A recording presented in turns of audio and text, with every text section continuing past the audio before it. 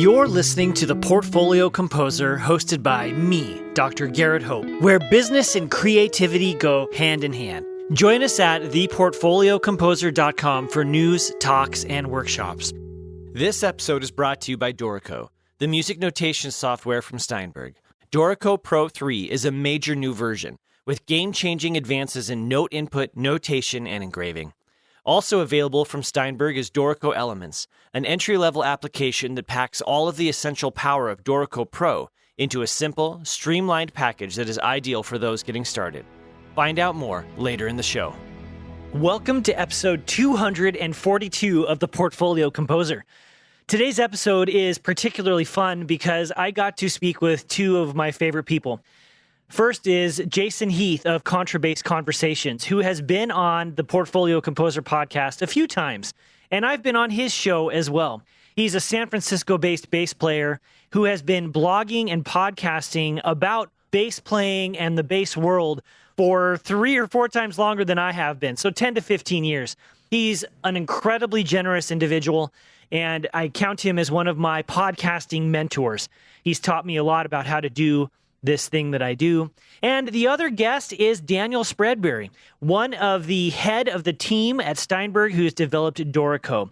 Dorico and Daniel have sponsored both the Portfolio Composer and Contrabass Conversations, and they are releasing a brand new version of Dorico. Dorico 4 is going to come out in early 2022. And we got together today to talk about it and some of the really innovative new features that are happening that are going to blow your mind, as well as Steinberg's new licensing procedure. If you've ever been frustrated with the whole dongle situation and making sure your activations are all set up, this is going to solve a lot of problems for you, and it's going to streamline the process in a big way. I hope you get a lot out of this episode, and go to Dorico's website and download the free 30-day trial. Well, wait till Dorico 4 comes out so you can try that one out, but I guarantee you it's going to be worth it. Enjoy. Welcome, Jason and Daniel. This is so great to have everyone in the same room again. It's a pleasure to see your faces. It is a pleasure to see yours too, although we must say we're not actually in the same room, of course. We're just in the same virtual room. But, you know, for after 2 years, I suppose it does feel like being in the same room. It does. This is how we meet people. This is how we do it now. Well, Daniel, Steinberg is about to release a new version of Dorico, and the Dorico community's thrilled with it. Very excited. Tell us more about what's going to happen with Dorico 4. Yeah, so as we record this, it's still a few weeks away from the launch, so there's still a few I's to be dotted and T's to be crossed, but we've been working on this version for a long old time now. Really, of course, Dorico 3.5 came out in May of 2020, which, of course, even in these pandemic times feels like even longer ago than 18 months. And we pretty much got straight to work on Dorico 4 at that point, but we always knew it was going to be a slightly unusual development period because, for example, of the Steinberg licensing project, which we can talk a bit more about later on, which we've been quite involved in. And also, of course, Apple announced just after we released Dorico 3.5 that they were transitioning their Mac computers onto a whole new processor architecture, and so we immediately had to start thinking about what that was going to mean for us and so on. So there's been a lot of stuff going on, and then in the middle of all that, we decided, well, hey, this licensing thing looks like it might take a bit longer than we thought. Maybe we can squeeze something else in there, and then we developed a whole new version of Dorico for the iPad and put that out in the summer. So it's been an interesting cycle, that's for sure. But I think that what we're coming out with now, or very soon, is, I think it's a really solid version. We're sort of using the strapline supercharge your workflow when we're talking about Dorico 4, and that's really what it's all been about for us. There's maybe not anything, there's plenty of new features in there, don't get me wrong, but there's not like a sort of groundbreaking single new feature like, say, condensing was in Dorico 3. Instead, what we've really done is we've looked at the application as a whole, and we've really tried to put something really significant into as many different areas of the app as we can. So whether you're interested in composing and arranging, whether you're interested in playback, whether you're interested in, you know, any of these sorts of even engraving topics and so on, hopefully there's something really interesting and powerful in this update. And it's, plus, of course, it does have new Steinberg licensing, and it is the first of the major music notation programs to be fully native on Apple Silicon. Unless, of course, somebody gazumps us between now recording it when Dorico 4 is released, but I don't think they will. So Dorico is also the first, native Apple Silicon music notation program, which we're pretty pleased with, and has been a certain amount of work to do, not only for the Dorico team, but also for a lot of my colleagues in Hamburg who are also working on a similar thing for Cubase at the moment as well. So yeah, it's been a lot of fun. Yeah. That's exciting about being M1 compatible on the Mac side of things. I'm a huge camera nerd, and I've been watching Premiere Pro stutter on the new Silicon, and then finally get updated, and it just looks astonishing what you can do on that new platform. I'm such an amateur compared to the two of you with my Dorico usage. Though the last thing I used my computer for yesterday was Dorico. I had the student on Zoom, and we're doing an arrangement of Succession, the theme music. Yes. And so Dorico just works with my musician brain or creator brain or whatever so well. I did a screen share on Zoom, and I pressed Shift F, and we went through and added in all the fingerings and talked about, are they good or bad? And, then I flush it out and add even the shift and directions. I've had such a great time with Dorico for the iPad, because I find myself with my iPad so much of my life on planes or whatever, and it's been so fun to start a project on the iPad and finish it on the laptop. I've been wishing for that for years, and I've found various bad solutions, and this is the first one that works in my workflow. So recent happy thoughts on Dorico for me. That's great. Yeah. And so in case anybody who's listened to this doesn't know what Shift F means, what Jason means, he was putting in a whole lot of fingerings on his, on presumably a double bass part, I expect. Exactly. Yeah. Well, I mean, that's great to hear. Yeah. And absolutely. I mean, we know there's still a bit of a way to go in terms of making the workflow of taking projects to and forth between the iPad version and the desktop version. We've still got some work to do there. We haven't been able to kind of figure out in this little time between the iPad version coming out and Dorico 4, but we'll get to it soon. But absolutely, I mean, it's fantastic to be able to use the device on both platforms. And so I've been at home, basically. I've been nowhere. But what I do like to do is to take my iPad and stick it on the piano. And then I can have it just on my little upright piano downstairs. I'm very lucky to have a silent piano, so I can actually do MIDI input from that piano as well.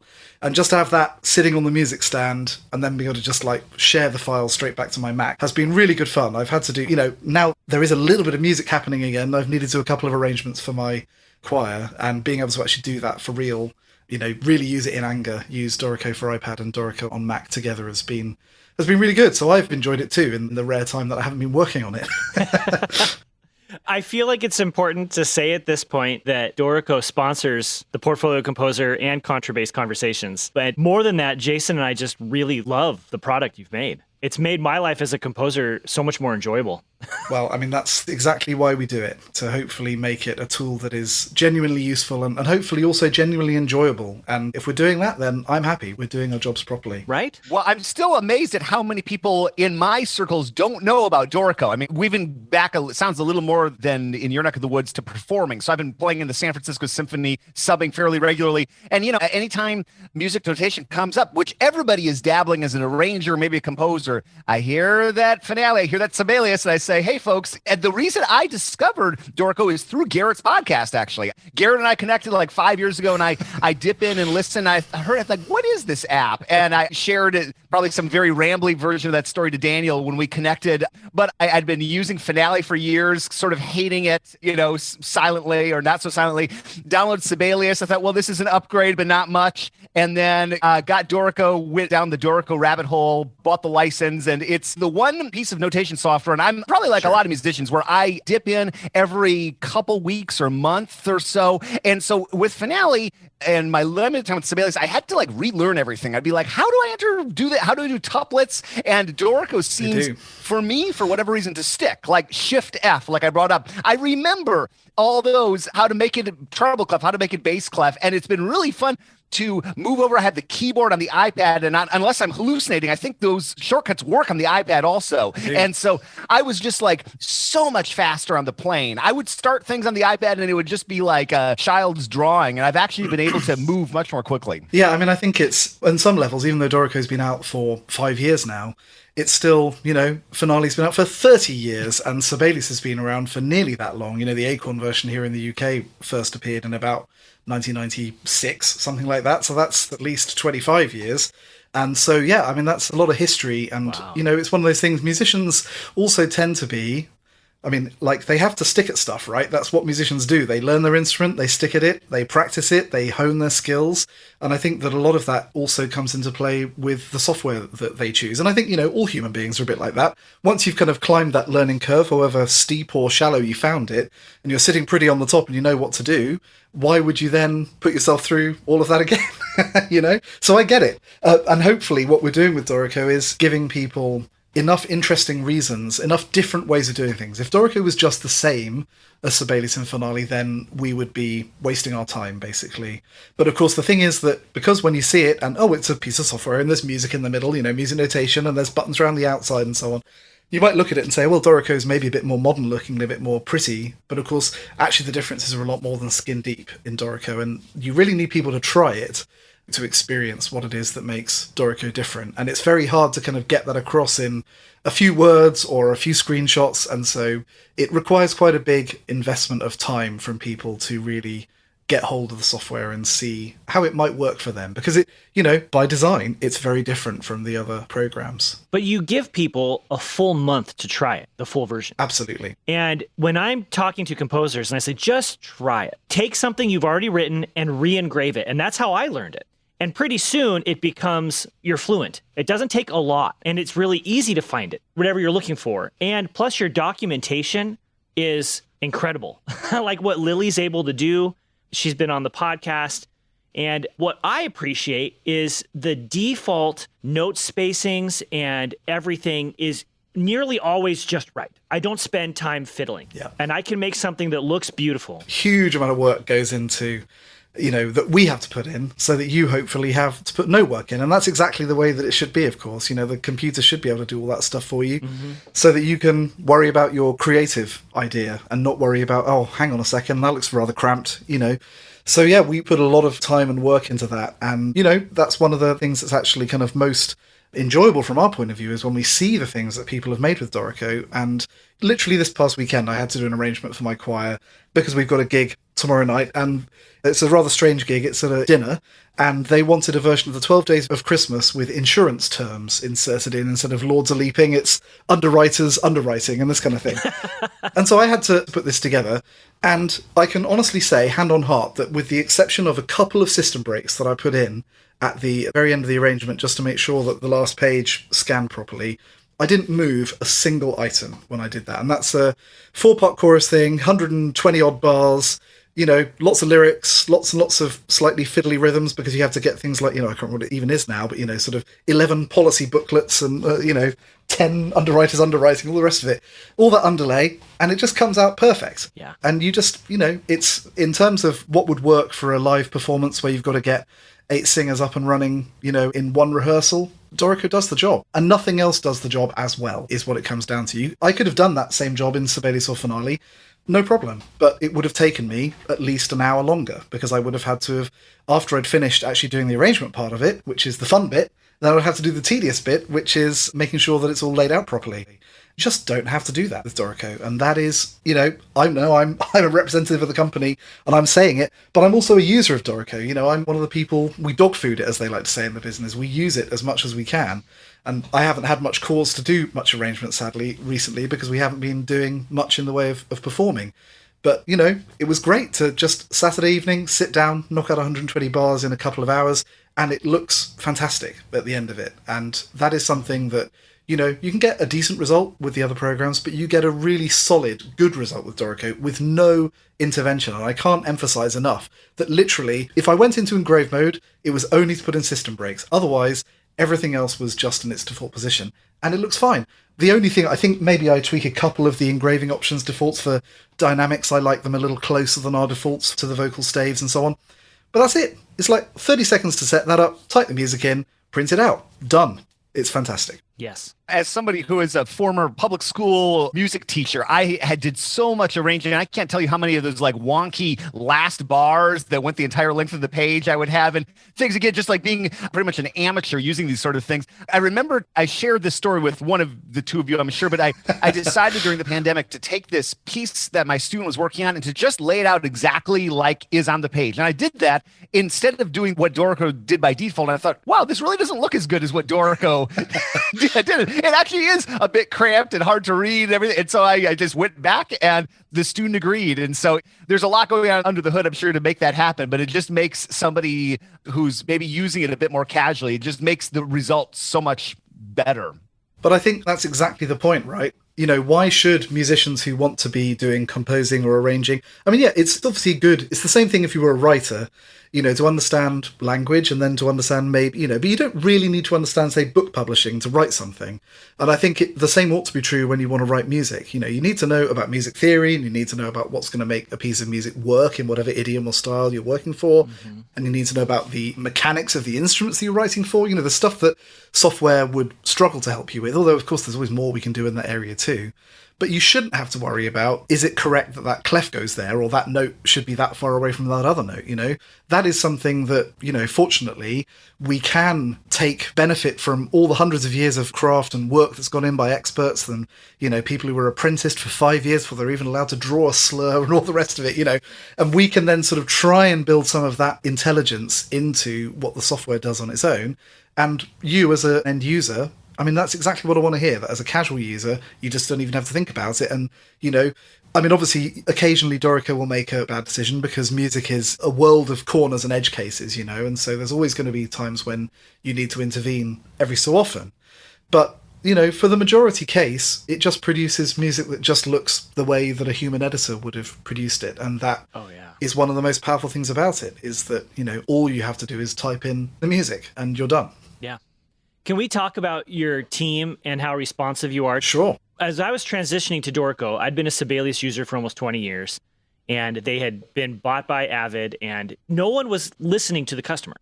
And you guys, 5 years later, still knock the socks out of all these other companies in terms of your responsiveness, both on the forums and Facebook groups. And you're so patient in answering these questions that just keep coming up. Kudos to your team, because I feel like you're really listening to the end user. Thank you, firstly, and we certainly are. I mean, I think for me, a lot of it comes down to, and I think, there's many of my colleagues on the team who are just as dedicated to listening to and talking with customers as I am. But for me, it literally goes back to, when I started at Sibelius 22 years ago, long time ago, pretty much fresh out of college, singing at the cathedral by night and working in tech support by day. And it was literally my first exposure to working in this world was direct communication with our customers. And it's just seemed natural to me that, it would be a very odd day, basically, if I didn't interact with some of our customers, whether it's on the forum, today I've had a few phone calls. Obviously, I get loads of emails. I've been on the forums and so on. There was somebody on Twitter, and that's great, And you say, well, we're patient, but actually, I always like to think of it this way, that if somebody is asking the question, then there's something that we could do to make it easier to understand, easier to find the answer. Maybe there's a design problem in the software that could remove that question. So for me, unless somebody, I'm human, so it's not like people can ask me the same question for the 100th time and so on. But again, if I'm getting the same question for 100th time, why haven't we done something to eliminate the need for somebody to ask that question 100 times? So for me, it's the best possible way to find out whether what we're doing is working, is to hear from our users. And so I'm always extremely open to it. And I know that, Lily, you mentioned, who writes the documentation for Dorico, she's also, extremely interested in customers' experience in using the software, not only for the sake of improving the documentation, because of course, if somebody doesn't know the answer to something, maybe they looked for it, maybe they didn't, but maybe they looked for it and they didn't find it, in which case she'd like to improve that. But also she's extremely diligent about bringing back suggestions to the team. Mm-hmm. So it's hopefully a virtuous circle, right? That we do something, we obviously share it, we use it internally, we dog food it, we share it with our beta testers, we iterate on the feedback we get from them, we put it out to our customers, we listen to them, and around we go again. And hopefully the result of that is a virtuous circle where we're always roughly in tune with what a decent proportion of our users want. And of course, the challenge is that software like Dorico is used by people across so many different disciplines and interested in so many different idioms of music and historical periods and scale and forces, and some for the concert hall and some for the stage and some for the recording studio and all the rest of it, that, actually addressing all of their needs is impossible in any given year, or name your period of time, year, decade, century. But at least we know exactly who we're building something for, and we know who to talk to get the feedback about whether we've built it correctly. Whether we get the overall prioritization right, well, you can blame me if it's hopeless, because in the end, that's who decides. But yeah, I think that talking to our customers is really the only way to know whether we're getting it right or not. We're also very blessed that, on the whole, the Dorico user community is extremely as you would imagine, because it's a bunch of musicians who tend to be pretty nice people on the whole, in my experience. It's a nice and supportive user community where even other users are also extremely eager to help out people who are, say, newer to the software and who are learning. And again, hopefully we in the team set that positive example to our users. Yes. But our users are pretty great too, so it works out pretty well. Oh, I think so. I found when I've posted a question, I primarily use Facebook rather than the forums, but if you guys haven't responded, within an hour, there's usually a helpful response from another user. So it's not just you, it's the community is really trying to make this a better experience for everyone. Yep. I think that's holding true. Yep. Well, that's the sign of a great community when the community itself is answering each other's questions. So that testament to the enthusiasm. This episode is sponsored by Dorico, the future of scoring. And we want to feature real Dorico users so you can know that real composers out in the world today are using Dorico to make their careers happen. My name is Homayoun Kazemi. I'm a composer. I'm studying my master's degree in the Utrecht Conservatory in Holland. I study spectralism and I combine Iranian music, melodies, and a lot of stuff from my culture. There are these quarter tones that you can use. The fact that Dorico can play these quarter tones. The magic for me is parts. I hate making parts, but Dorico is like, hey, I will do it for you. Usually, like 90% of the time, it's what you want. And then you just do a little bit modification and then that's it. And that saves a lot of time. Even the print, even like I showed one of my teachers a print and then he was like, wow, this is different. I mean, even the print looks different, you know, the fonts and I maybe the DPI or something, I don't know, but it looks really good on paper as well. For contemporary composers and people who want to do graphic notation, Dorico is now going into it. It's the beginning, but even now it's really good. Yes, I would definitely recommend Dorico. One of the main reasons and the first reason to get Dorico is the price, which is really good. And also you get a lot of features. You get the sample library, you get the ease of making parts because it saves a huge amount of time. When you're composing or when you're working, you don't really have to think about finding things. If they're just there, you just have to have a general knowledge about the shortcuts and the whole tab system, and then it will go great. The kind folks at Dorico have set up a special web page so you can go and download a free 30-day trial copy of Dorico. So go and do that. I have been using the program and I'm absolutely in love with it. Go to www.steinberg.net/TPC. Since we've connected like the last year plus or so, I've had a couple conversations with composers, somebody who's writing, has been doing some scoring for some Netflix shows, and someone who works in the video game industry. And so now that I use Dorico, I was asked, what do you use? And the guy that's been scoring for Netflix, he's like, oh yeah, I've been a beta tester. I use Dorico since the first version. I love it. And then the guy in the video game industry said, yeah, it's interesting. He's still using Sibelius, but he's experimented with Dorico. And he said, like, at least the people in his circle, they're like right on that tipping point. And that's just so cool to hear. The story I share, just because I think the story behind Dorico is really cool. Like I was even telling the student last night, I said, like, think about Microsoft Word and think about all that stuff, the bloat. That's something like, what if you got the chance to start from scratch and reimagine? I believe, Daniel, you said like Lightroom was part of your early inspiration, like just the way that you move through the panels. And I tell people that story, and even if they're, you know, only vaguely into scoring or arranging or whatever, they're like, oh, wow, yeah, what would it be like to start fresh and actually like really design something from the ground up without having to worry about every legacy thing, which is what I always think of when I open up Photoshop or Word or such. Yeah, I mean, of course, the challenge is that now we've been working on Dorico for 9 years, so it's not like Dorico is like brand shiny new anymore. You know, we've got our own legacy bits of code. It's like, oh, what does that do? But yeah, absolutely. It was a huge opportunity for us to be able to take all of the knowledge that we'd built up over the, you know, I mean, for some of us, I'd been at Sibelius for nearly 15 years, and there were a couple of colleagues who'd been there longer than me when we eventually left. And, you know, that was very valuable. But I just like to go back to the thing you just said, Jason, about somebody who's in the video game industry.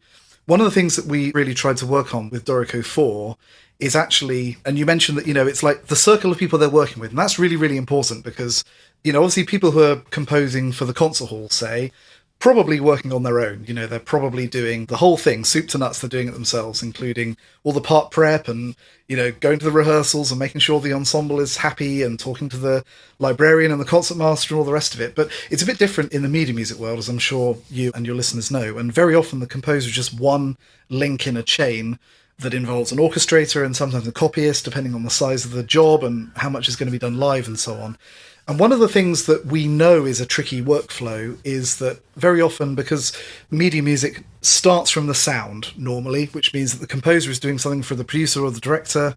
It's normally going to be a mock-up of some kind, because it's not like when, John Williams would sit down with George Lucas and, John would play something on the piano and George would nod sagely and so the Imperial Death March was born. It doesn't really work that way anymore. Now it needs to be the latest East-West and Vienna libraries and all the rest of it to bring it to life. And once that job is done, of course, then if you're actually going to record that for real, you've got to take that data from your sequencer or wherever you've built it and get it onto staff paper so that people can play it. And it's that first step of going from composer to orchestrator that we've tried to work on in Dorico 4, with a really quite fancy MIDI, a whole set of features actually about MIDI import and MIDI transcription. So if we take them in reverse order, actually, because I think the transcription one is quite fun and it also applies outside of music for media and so on. And that's that we have Paul, one of our developers, who's had a long-standing research interest actually in things like transcription of audio and MIDI into notation and sort of understanding the music that is being played and then trying to separate it into, for example, separate voices. So if you just play on your piano keyboard into, even Dorico 3.5, obviously it can get the rhythms pretty well and it will give you a fixed split point around middle C, so some stuff will go in the lower stave and some stuff will go in the upper stave. But it all basically, each stave will have its one voice, but of course piano texture is often got, like a melody and then a bass note and then some moving bits in the middle, to kind of give you a bit of sort of harmonic and rhythmic interest. And actually, if you were to record that kind of texture where you've got sort of long sustained notes on the outsides and then moving bits on the inside, it looks a mess if you do that in any of the notation programs, including Dorico 3.5. But what Paul has been able to do is read a lot of the academic research that exists in this field and then put his own special spin on it in order to make it so that now, actually, when you play in real time or when you import MIDI, any kind of polyphonic texture is actually going to be separated out automatically by the program. So the point where you can bring in for real a reasonably complex kind of certainly sort of pop piano part and it's going to look totally playable automatically. So you add that sort of new improved transcription engine, which also includes things like detection of grace notes, detection of slurs when the notes are overlapping, detection of tremolos and trills and things, so that you end up, instead of a tremolo being lots of repeated notes very, very quickly, or a trill being, lots of alternating notes of adjacent pitches, now it will actually just put in the right note and put the trill sign in or put in the tremolo sign and so on. So we're sort of improving the musicality of the transcription and this voice separation, and then building on top of that this whole new workflow for actually importing stuff from a template from your sequencer. So let's say you're working on a big orchestral number that's going to be recorded. You might have in your sequencer 100 tracks, 500 tracks, 1,000 tracks, depending on how complex your mock-up environment is. And then trying to imagine taking all of those hundreds of tracks and squeezing them down onto, say, the 40 or maybe 50 instruments that you might actually need for that. If you've got a big orchestra with like 8 horns and triple woodwinds and big string section and some percussion and so on, that's a massive amount of work because you've got hundreds of tracks which may not have much music on them. It might just be a little bit of pizzicatos on this track, spiccato on this track, legato on this track. So even the violin stave, as it were, in the eventual notation, might be coming from half a dozen or even more tracks. And so actually trying to marshal that together, if you're an orchestrator, is a major part of the job. It's like you've got stems, maybe you've got the original project in the sequencer, but otherwise you've got that MIDI data and you've got to try and figure it out. So what we've added in Dorico 4 is the ability to basically get this big kind of preview of the MIDI file as you bring it in, and it can detect, for example, it can guess based on the names of the tracks, whether it's violin and what playing technique it might have.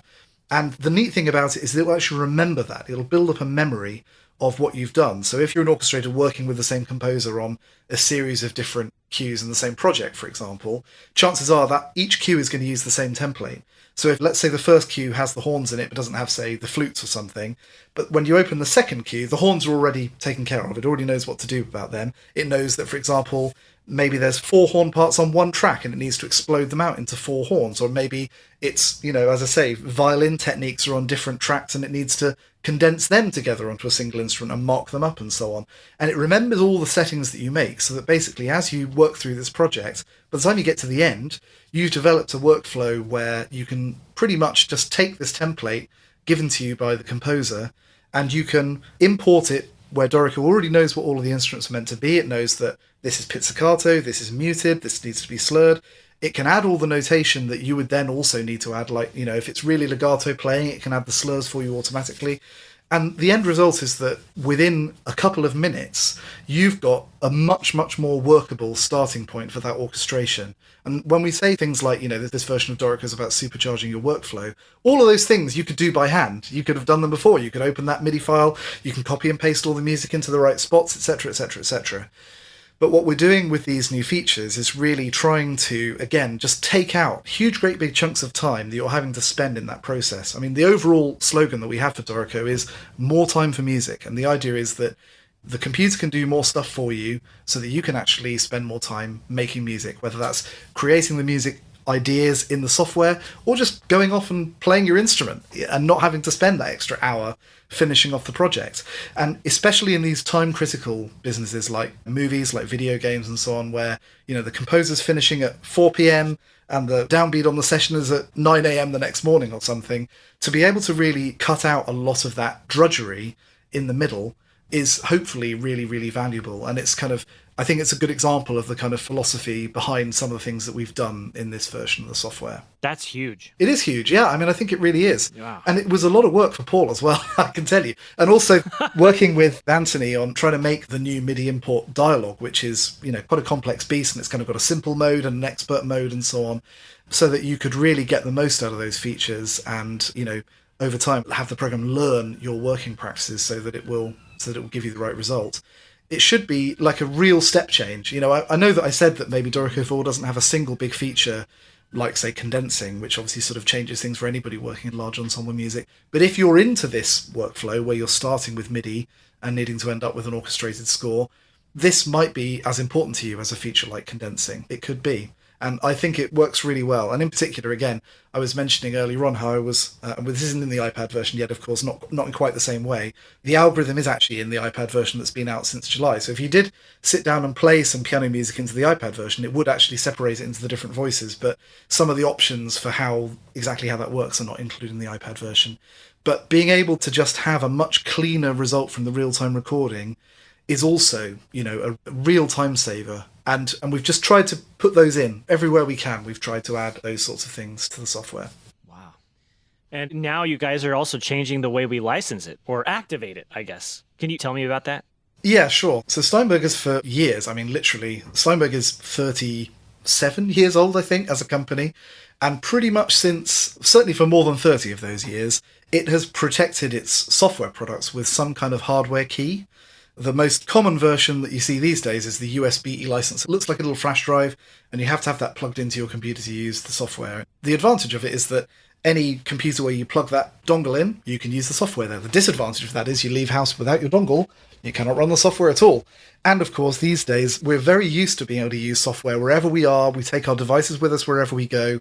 We might have a home studio and a work studio. We might have a shed in the back garden and our little nook under the stairs, whatever it might be. We need to be able to use the software more flexibly in more places. And so what we are in the middle of transitioning now, and Dorico 4 is the first product to use it, is to replace that old e-license system with a new, completely internet-based system that's all around identity, basically. So it's not sort of novel in a way. If you've used Microsoft Word or used anything by Adobe or what have you, you'll be used to this. You simply sign into the software with your username and password, and then you can use the software. It's as simple as that. You activate it on the machine, boom, that's it, done.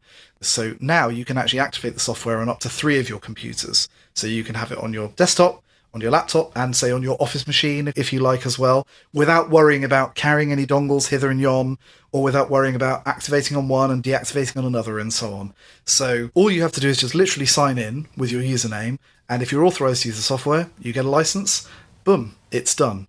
It's got flexibility so that if you do, for example, change your computer, you can deactivate it from one and then activate it on another. But the whole point behind this system is that we want to make it so that you don't have to think about this anymore, basically. You know, I think for years, Steinberg customers have had to worry about either, you know, the fact that they can't run the software on more than one machine without using a dongle, or forgetting the dongle, or breaking the dongle, or all these things. You know, lots of people have spare dongles. We have this whole thing called zero downtime so that we can replace all the licenses on your dongle if you have a spare one and all the rest of it. although it's been very successful in terms of reducing the amount of piracy of our products, it's also cost us a fair bit in terms of a lot of my colleagues in our support team, a lot of their time is spent dealing with licensing queries, because if the licensing system is very tight and all the rest of it, it can go wrong more often, and then that customer can't use their software. And so what we're trying to do is really get to the point where the licensing, you just don't even think about it. You sign in, the software works, that's it. Hopefully it still offers a decent amount of protection against piracy because it is, I say, based around identity. You do have to activate with the server the first time you activate. Thereafter, you don't have to contact the server anymore. When we first announced it, we thought that we were going to have it phoning home once every 30 days and so on. But in the end, customers told us they didn't really like that idea. So we tried to listen to that very carefully. And we figured out a way so that isn't necessary. So that the software, once you've activated it, it'll just run on that computer until you deactivate it. And I really hope it's going to be a big deal. And for Dorico in particular, it's been something that we've been really wanting to do since we joined Steinberg.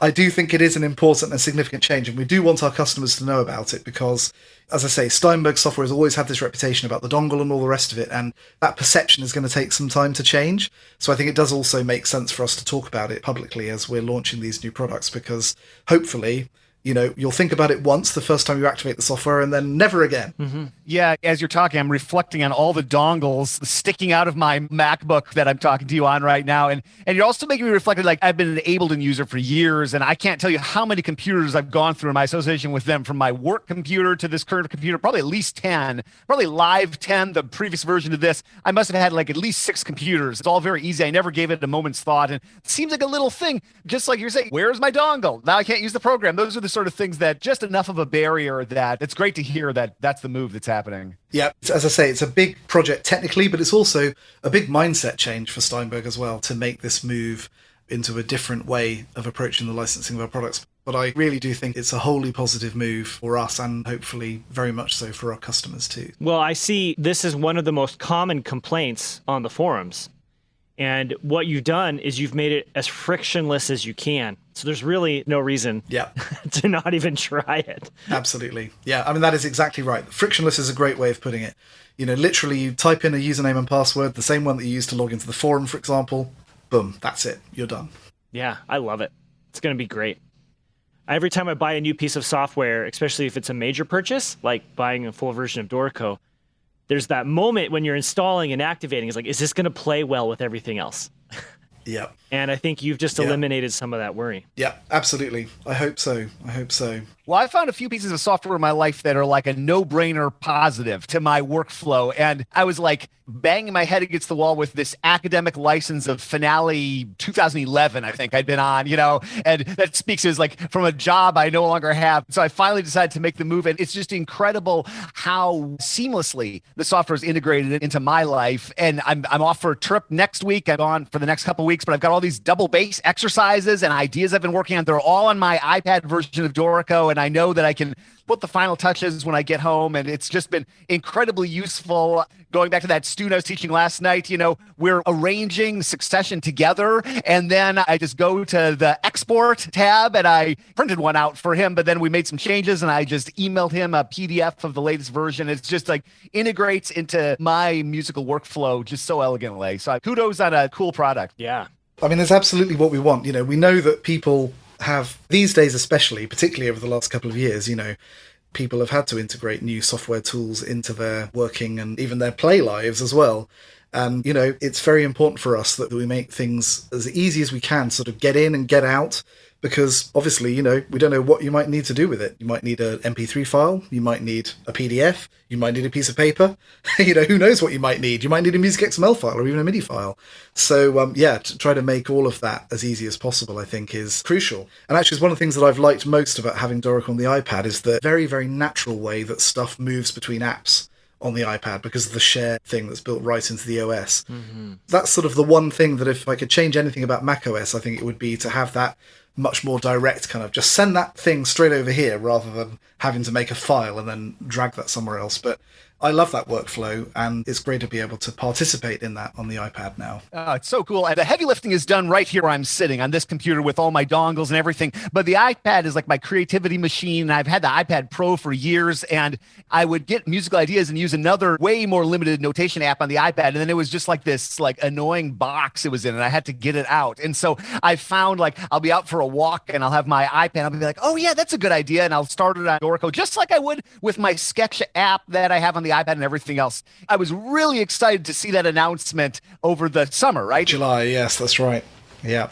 Seems like a long time ago already, but it's been a really fun addition to my life, and I can't wait to see that continue to grow just like Dorico 4. Yeah, so there's some real nice cross-pollination actually between the iPad version and the desktop version. So some of the features that desktop users who maybe haven't had a chance to see the iPad version will be seeing for the first time now with Dorico 4 is things like, we totally rebuilt play mode. So play mode, of course, in Dorico is where you kind of have that sequencer view, basically, where you can see the track overview, kind of like the arrange window in Cubase, and then in Dorico 3.5 you could expand each track, and then there was a little MIDI editor there and so on. We obviously re-engineered that completely for the iPad version. I mean, not necessarily because we felt like that was where it had to be done, but something we wanted to do anyway, and doing the iPad version was a good opportunity to kind of really kick that into a higher gear.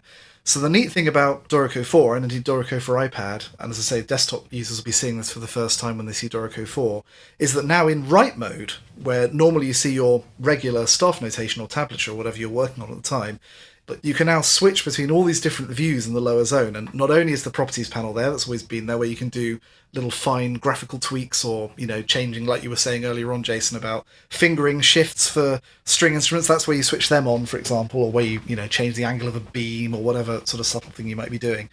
But now, in addition to that, we've got not only an on-screen keyboard window, which if you're using a touch-enabled Windows laptop, you can actually play that like you can on an iPad.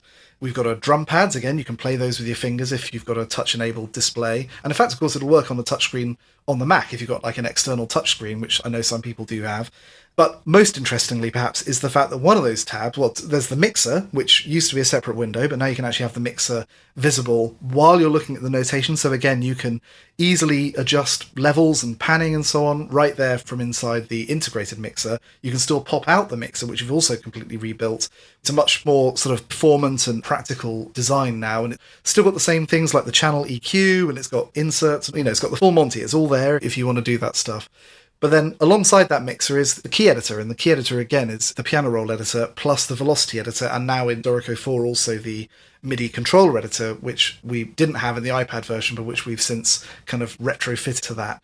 And this is, I think, another really, really important workflow improvement because, these days, having great looking notation is obviously very important, but you're also going to sometimes need to have a nice sounding mock-up. I mean, I think Dorico has a long way to go, actually, in terms of making the quality of the playback you get when you just, hit play. There's lots more we can do to humanize it, to take advantage of the capabilities of different sound sources and so on. But we do at least try to provide you with a set of tools that will allow you to really make a nice performance by tweaking the MIDI.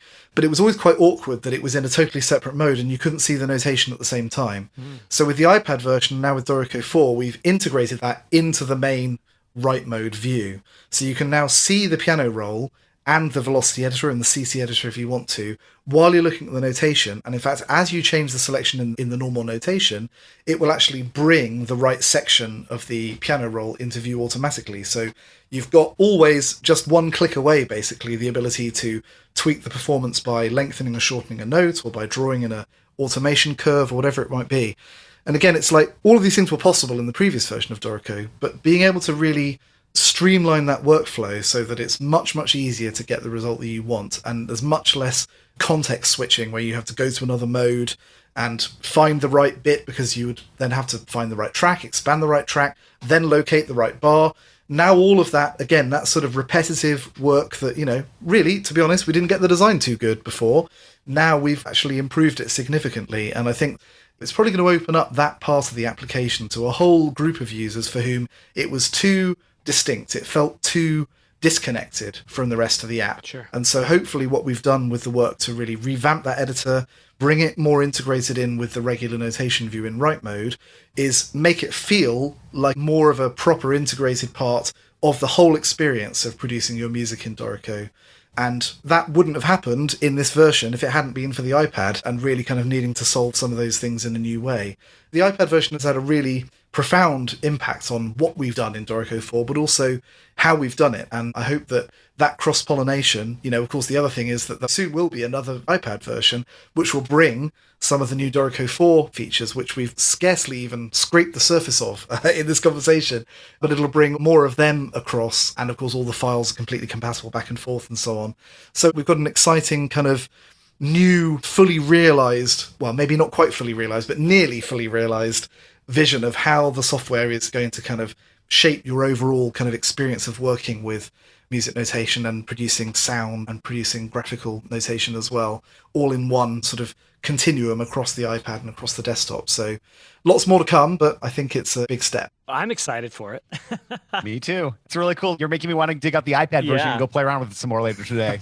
Really grateful that you made time to talk to Jason and I, Daniel. Really appreciate it. And I really do love the product because I use it almost every single day. Well, I'm delighted to hear it, and you're very welcome. And perhaps I can just get one quick plug-in, which is if you want to find out more about Dorico 4, please do just tap dorico.com into your browser, and you'll find some nice introductory videos. You'll find around the end of January there'll be a trial version available of the new version that you can download. Of course, if you want to see what Dorico on the iPad is all about, you can just literally go to the App Store on your iPad, type in Dorico, it's there, it's free, so you can just download it and give it a try. There's an optional in-app subscription if you really like it, and you would like to get access to more features like engrave mode and writing for bigger, unlimited ensembles and so on. And yeah, we're very excited about seeing what our users will make with Dorico 4 and with the new version of Dorico for iPad. And perhaps you'll have me back on a little bit later in the year and we can talk about it some more. Love to, yeah. Anytime. That would be great. I'll link up to everything on our respective show notes. And my conversation with you, Daniel, from 2020, and Garrett and I chatted, we did a podcast, which is like, why do I like this app so much? Like kind of like an amateur, more professional arranger composer perspective. And I love chatting about it. It's really exciting. I love spreading the word and telling people and sharing the story. And it makes me do things better and quicker. And it's fun and all the good things. Likewise. Fantastic. Well, thanks very much for having me. And let's do it again. All right. Thanks, everyone. Take care, Daniel. Take care, Garrett. Bye. Cheers. This episode of The Portfolio Composer has been supported by Dorico 3, the most advanced music notation software ever created. Dorico is designed to save you time, and it gives you the tools you need to produce beautiful and readable scores fast, so you can spend less time fiddling with menus and rules and more time doing what you love, making music. Now you can take Steinberg's music notation and composition software with you wherever you go with Dorico for iPad. Whether you're a composer, arranger, instrumentalist, teacher, or student, Dorico is the ideal app for producing beautiful sheet music that you can share as a PDF or music XML or print directly to your AirPrint-enabled printer. Dorico for iPad is available now in the App Store, or learn more at www.dorico.com/iPad. You can also try the full version of Dorico out completely free of charge for 30 days by downloading the trial version from www.steinberg.net/TPC. Try it today.